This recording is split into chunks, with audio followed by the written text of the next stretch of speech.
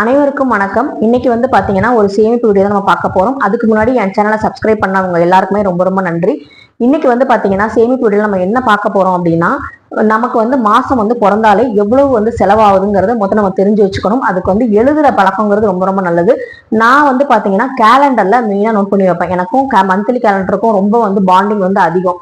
அதாவது நம்ம வந்து என்னெல்லாம் வந்து நம்ம நோட் பண்ணணும், டைரி இருக்கிறவங்க எழுதுறவங்க எழுதிக்கிட்டு இருப்பாங்க. எனக்கு வந்து பாத்தீங்கன்னா ஒரு முக்கியமான என்னோட குடும்பத்துக்கு என்னென்ன பண்ணணும் அப்படிங்கிறத நான் நோட் பண்ற ஒரு விஷயம் என்னன்னு பாத்தீங்கன்னா மந்த்லி கேலண்டர் தான். இந்த கேலண்டர் இருக்கிறனாலதான் எனக்கு வந்து நிறைய விஷயங்கள் மறக்காம நான் ப்ராப்பரா வந்து கரெக்டா வந்து எல்லாமே பண்றேன் அப்படின்னு நான் யோசிக்கிறேன். முத வேலையா நான் எந்திரிச்சு வந்த உடனே நான் பண்ற ஒரே வேலை டெய்லி கேலண்டரை கிழிப்பேன். அந்த கேலண்டர் தேதி கிழிச்சதுக்கு அப்புறம் இன்னைக்கு என்ன விசேஷம், என்ன நாள், என்ன நட்சத்திரம், இதெல்லாம் பார்த்துக்குவேன். சந்திராஷ்டமம் எனக்கு இருக்காங்கிறதையும் பார்த்துக்குவேன். அது ரொம்ப ரொம்ப முக்கியம். ஏன்னா அது பார்த்தாதான் எனக்கு வந்து திருப்தி. ஏன்னா 7.5 சனி பண்ணாத கஷ்டத்தை கூட இந்த 3 நாள் 2 நாள்ல வந்து சந்திராஷ்டமம் வந்து நமக்கு பண்ணிரும். அந்த நேரத்தில் நம்ம கொஞ்சம் அமைதியா கொஞ்சம் பேசாம நல்ல விஷயங்கள் பேசிட்டு ஆன்மீகத்துல பத்தி சிந்தனையோட இருந்தோம்னா நமக்கு பெரிய பிரச்சனை வராது. அதே மாதிரி ஆர்குமெண்ட் எல்லாம் இருந்தா தவிர்க்கிறதுக்கு எனக்கு வந்து அது பெனிஃபிட்டா இருக்கும். அதனால நான் வந்து கொஞ்சம் முன்னெச்சரிக்கையா இருந்துக்குவேன். ஏன்னா எனக்கு சண்டை வந்து ரொம்ப பிரச்சனையான நாட்கள்லாம் பார்த்தீங்கன்னா எனக்கு சந்திராஷ்டமமா தான் இருந்துச்சு. அதை நான் நோட் பண்ண ஆரம்பிச்சதுக்கு அப்புறம் தான் அந்த சண்டைகள்லாம் கொஞ்சம் குறைய ஆரம்பிச்சிச்சு. ஸோ வந்து பாத்தீங்கன்னா அந்த வீட்டுல நடக்கிற பிரச்சனைகள் எல்லாம் குறையறதுக்கு நமக்கு வந்து நம்ம என்ன அவேர்னஸ் முன்னெச்சரிக்கை எடுத்துக்கணுமோ அதையும் எடுத்துக்கணும். இப்ப நம்ம சேமிப்புக்குள்ள வந்துடலாம். ஃபர்ஸ்ட் எடுத்தோடனே 1ஆம் தேதி நேத்து நாங்க வந்து என்ன முதல்ல பண்ணணும் அப்படின்னு பாத்தீங்கன்னா லோன் கட்டணும். ஏன்னா வந்து லோன் வந்து இப்ப நம்ம ஆன்லைன் மூலமாவும் கட்டிக்கலாம், நேரடியாக போய் பேங்க்ல கட்டணும்னு அவசியம் இல்லை. எங்களுக்கு 30ஆம் தேதி வந்து மெசேஜ் வந்துடும், நைட்டே வந்துருச்சு. நம்ம லோன் கட்டணும். சாப்பாடு சாப்பிட்றோமா, இல்ல வந்து ட்ரெஸ் எடுக்கிறோமா, இல்ல வந்து சினிமாவுக்கு போறோமா, இல்ல வந்து நான்வெஜ் எடுத்து சமைக்கிறோமா, இதெல்லாம் அப்புறம்.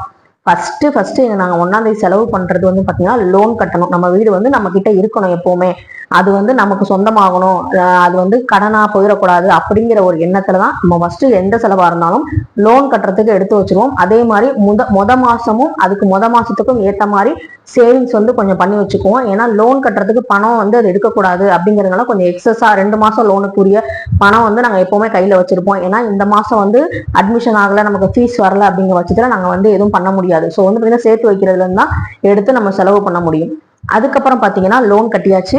அதுக்கப்புறம் 2ஆம் தேதி, நேற்று வந்து ஞாயிற்றுக்கிழமை பேங்க் இருக்காது. இன்னைக்கு 2ஆம் தேதி என்னெல்லாம் பண்ணலாம் அப்படின்னா சேவிங்ஸ் பண்ணலாம். திங்கக்கிழமை வந்து நம்ம எது பண்ணாலுமே அது திரும்ப திரும்ப வந்து நடக்கும் அப்படின்னு எனக்கு ஒரு நம்பிக்கை. அதனால வந்து பாத்தீங்கன்னா துக்க காரியங்களுக்கு வந்து விசாரிக்கிறதுக்கு திங்கக்கிழமை மேக்சிமம் போக மாட்டாங்க. ஏன்னா திரும்ப திரும்ப வந்து துக்க காரியங்களுக்கே போற மாதிரி இருக்கும்னு சொல்லுவாங்க. அதனால வந்து திங்கக்கிழமைனாலே சேவிங்ஸ்க்கு நான் ஒதுக்கிட்டேன். அதனால என்ன பண்ணுங்க, பேங்க்குக்கு வந்து கண்டிப்பா என்னால என்ன முடியுமோ அந்த சேவிங்ஸ் வந்து நான் வந்து போடுவேன். 500 ரூபாயா இருந்தாலும் சரி, 100 ரூபாயா இருந்தாலும் சரி, எனக்கு வந்து பேங்க்ல போய் நான் என் கைப்பட வந்து அந்த அமௌண்ட்டை எழுதி நம்ம வந்து போடுறதுங்கிறது ரொம்ப ரொம்ப நல்ல விஷயம். இந்த பேங்க்ல நம்ம சிறுக சிறுக சேமிக்கிறது, ஏதாவது ஒரு வருஷம் கழிச்சு ஒரு அமௌண்ட் வரும்போது நம்ம அதுல ஒரு சின்ன மூக்குத்தி இல்ல மோதிரம் இல்ல வந்து ஏதோ ஒரு டாலரோ ஏதோ ஒன்று எடுக்கலாம். நமக்கு முடிஞ்சது நம்ம எடுக்கலாம். இல்ல யாருக்காவது நம்ம வீட்டுல விசேஷம் வருது, இல்ல நம்ம சீர் செய்யற மாதிரி வருது அப்படிங்கும் போது இந்த மாதிரி விஷயங்களுக்கு நமக்கு அந்த எமர்ஜென்சி அந்த சேர்த்து வச்ச காசு வந்து நமக்கு யூஸ்ஃபுல்லா இருக்கும். அதுக்கப்புறம் பால் காசுன்னு பாத்தீங்கன்னா நமக்கு வந்து 10ஆம் தேதிக்குள்ள நான் கொடுக்கணும்னு நினைச்சிட்டு இருப்பேன். அதனால வந்து கேலண்டர்ல தான் அதையும் நோட் பண்ணி வைப்பேன். இந்த கேலண்டருக்கும் எனக்கும் நிறைய பாண்டிங், அந்த ஃப்ரெண்ட்ஷிப் வந்து இருக்கு. ஏன்னா அது கூட வந்து நான் நிறைய ஸ்பெண்ட் பண்ணுவேன். எனக்கு அது ரொம்ப ரொம்ப பிடிக்கும். அது பாத்தீங்கன்னா பால் காசு வந்து நான் வந்து குறிச்சு வச்சிருப்பேன். அந்த பால் காசை கரெக்டா நான் வந்து 10ஆம் தேதிக்குள்ள கொடுத்துருவேன். ஏன்னா அவங்களுக்கும் வந்து கமிட்மெண்ட் இருக்கும். அதே மாதிரி பால் காசு வந்து கடன் வைக்க கூடாதுன்னு சொல்லுவாங்க. அதனால கரெக்டா கொடுத்துருவேன். அதுக்கப்புறம் இந்த 2ஆம் தேதியோ இல்ல 10 தேதிக்குள்ளேயோ நகை சீட்டு ஒண்ணு கட்டலாம். இப்போ 500 ரூபா சீட் நம்ம கட்டியிருக்கோமா, சில்லற காசெல்லாம் சேர்த்து வச்சிருப்போம், அதெல்லாம் இருக்கும். அதெல்லாம் நம்ம எடுத்து நம்ம வந்து ஒரு நகை சீட்டு வந்து கண்டிப்பா கட்டணும். அது வந்து நமக்கு சேமிப்புங்கிறது ரொம்ப ரொம்ப முக்கியம். அதுக்கப்புறம் நான் வந்து லோன் கட்டுறேன், நீங்க வந்து வீட்டு வாடகையோ ஏதோ ஒன்று கட்டலாம். அப்ப வீட்டு வாடகைங்கிறது கண்டிப்பா கட்டி தான் ஆகணும். அப்பதான் இருக்கிற இடத்த நமக்கு வந்து தக்க வச்சுக்கணும்னா கண்டிப்பா வாடகை கொடுக்கணும். அதுக்கப்புறம் நம்ம அத்தியாவசியமா அரிசி, பருப்பு, எண்ணெய், இது 3ம் கரெக்டா வந்து வீட்டுல குறையாம இருக்கான்னு பாத்துக்கணும். இது கண்டிப்பா இல்லை அப்படின்னா கண்டிப்பா நம்ம வந்து காசு வந்தோடனே வாங்கி வச்சுக்கணும்.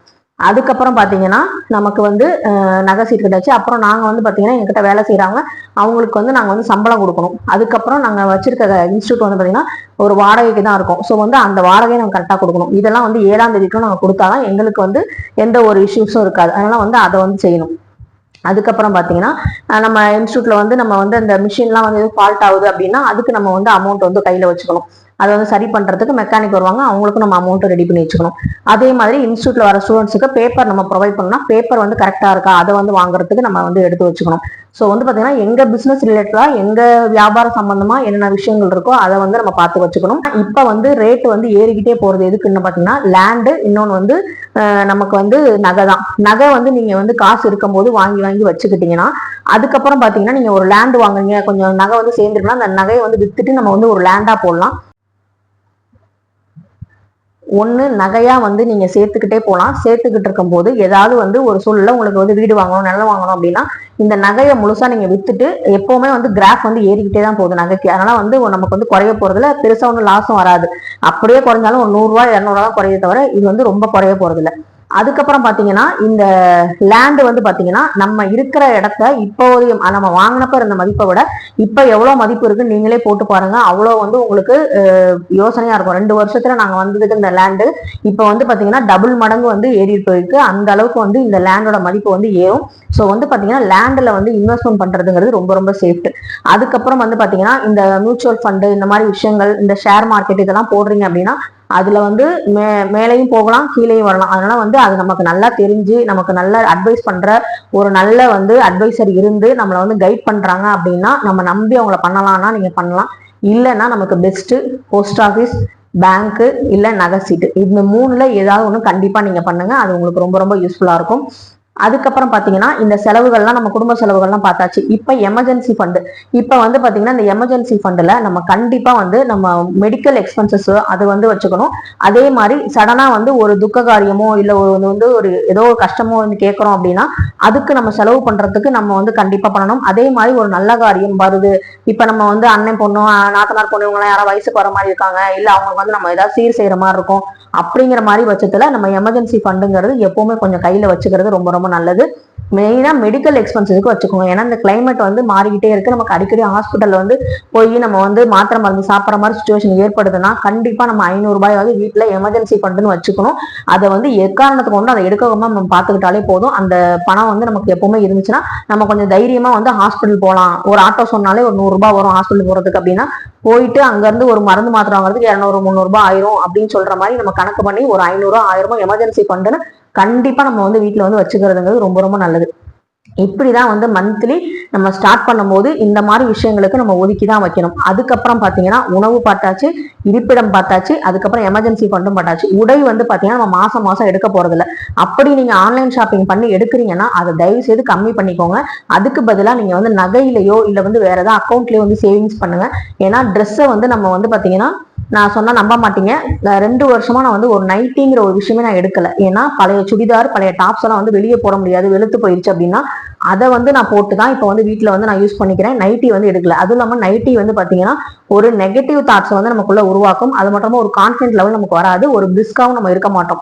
ஒரு பேஷண்ட்டுக்கு போடுற ஒரு ட்ரெஸ் தான் வந்து பாத்தீங்கன்னா நைட்டிங்கிறது. அந்த நைட்டி நம்ம இப்ப மாடலா வந்தாலுமே அது நைட்டி தான். அதுக்கு பதிலாக நம்ம ஒரு டாப்ஸ் போடுறோம், லாங் டாப் போடுறோம், இல்ல வந்து பாத்தீங்கன்னா ஒரு நைட் ஷூட் போடுறோம், இல்ல வந்து ஒரு பேண்ட் நைட் பேண்ட் ஒரு டிஷர்ட் போடுறோம். அப்படிங்கும் போது நமக்கு வந்து பாத்தீங்கன்னா அந்த கான்பிடன்ட் லெவல் நல்லா இருக்கும். நம்ம உடம்பு வந்து எப்படி வந்து குண்டா இருக்குமா ஒல்லியா இருக்குமான்னு நைட்டி போடும்போது தெரியாது. நம்ம உடம்பு வந்து ஓவர் வெயிட் போடுது அப்படிங்கிறது நைட்டி போடுறவங்களுக்கு கண்டிப்பா தெரியாது. எப்பவுமே ஒரே ஷேப்ல தான் நமக்கு தெரியும். ஆனா இதே வந்து நீங்க சுடிதார் இந்த மாதிரி டாப்ஸ் இதெல்லாம் போடும்போது கண்டிப்பா நமக்கு தெரியும். பழைய டாப்ஸ் எல்லாம் நீங்க போட்டு பார்க்கும்போது கண்டிப்பா நமக்கு தெரியும் உடம்போட அந்த இது வந்து எப்படி பாடி வந்து சேஞ்ச் ஆயிருக்குங்கிறது. அதனால நீங்க பார்த்துட்டு உங்க ஹெல்த்தையும் நீங்க வந்து பாத்துக்கிறதுக்கு கொஞ்சம் யூஸ்ஃபுல்லா இருக்கும். நைட்டி வாங்குறது பதிலாக நீங்க பழைய ட்ரெஸ்ஸஸ் எல்லாம் வந்து வீட்டுல வந்து யூஸ் பண்ணலாம். அடிக்கடி வந்து ஆன்லைன் ஷாப்பிங்ல ட்ரெஸ் வந்து யூஸ் வாங்காம இருக்கிறது ரொம்ப ரொம்ப நல்லது. அது வந்து பாத்தீங்கன்னா நம்ம குடும்பத்துக்கு வந்து ரொம்ப ரொம்ப நல்லது நான் என்னை கேட்டா.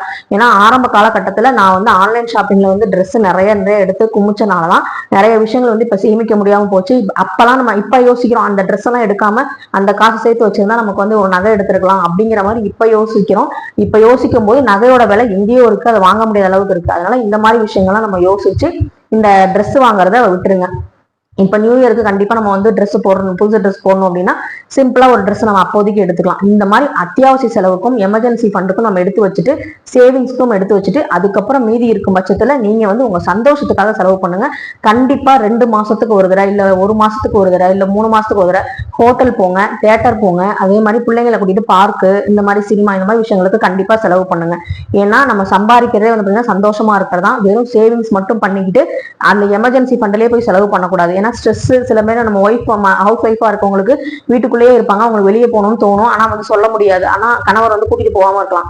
சோ அந்த மாதிரி இருக்கும் பட்சத்துல நீங்களா புரிஞ்சுக்கிட்டு உங்க மனைவியை எங்கேயாவது ஒரு சினிமாக்கோ இல்ல வந்து ஒரு லாங் டிராவல், இந்த மாதிரி வந்து ஒரு கோவிலுக்கோ லாங்கா ஒரு கோவிலுக்கோ அந்த மாதிரி வந்து பரிகார ஸ்தலங்களுக்கோ போயிட்டு நல்ல ஃபேமிலியோட ஒரு 2000 3000 இல்ல 5000 செலவு பண்ற மாதிரி இருந்தாலும் பரவாயில்லன்னு நீங்க போயிட்டு நல்லபடியா வந்து பார்த்துட்டு நல்லா என்ஜாய் பண்ணுங்க. அதுவும் வந்து 2-3 மாசத்துக்கு ஒரு தடவை நீங்க வச்சுக்கோங்க. அடிக்கடி நம்ம போய் என்ஜாய்மெண்ட் பண்ண முடியாது.